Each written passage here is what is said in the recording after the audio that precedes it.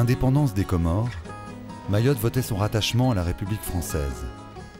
Malgré la contestation de l'Union africaine et des îles Sœurs, l'ultime référendum de 2009 amène désormais l'île au statut de département français d'outre-mer. La transition paraît difficile. Les infrastructures sont inadaptées, les collectivités territoriales accumulent les déficits, l'inflation démographique est croissante. Mayotte reste enclavée dans l'archipel comorien, même si les Mahorais aspirent aux valeurs républicaines.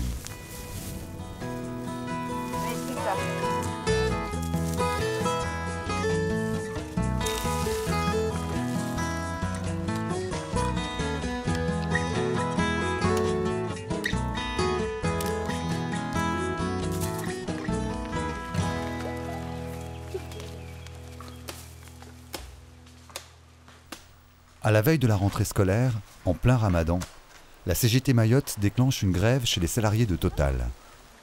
La multinationale française détient le monopole du carburant sur l'île. Après une semaine de pénurie, il n'y aura bientôt plus d'électricité, d'eau ni de transport.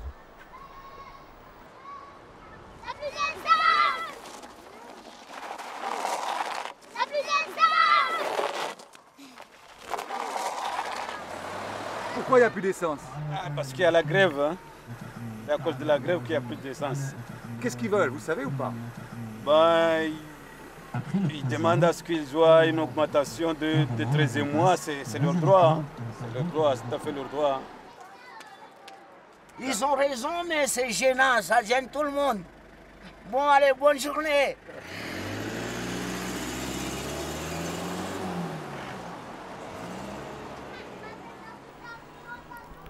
Les grévistes de Total tentent de réitérer le blocus historique mené par les instituteurs en 2007 pour obtenir l'indexation des salaires sur la métropole. À quelques mois de la départementalisation, le rapport de force est à nouveau engagé avec le patronat, mais également entre la CGT et les enseignants pour obtenir le leadership syndical.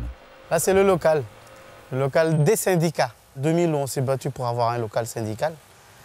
On l'a obtenu et puis là, on se partage. Il y a 3 ou 4 syndicats qui occupent le bâtiment. Et là, je suis en train de brûler 10 ans d'archives. Comme ça, on avance un peu parce que nous sommes prêts à évoluer, mais il y a une administration qui bloque tout. Je ne parle pas que des statuts, je parle des droits des enfants, je parle de la situation des enfants en difficulté, hein, en situation précaire, des enfants handicapés, enfin de tout cela.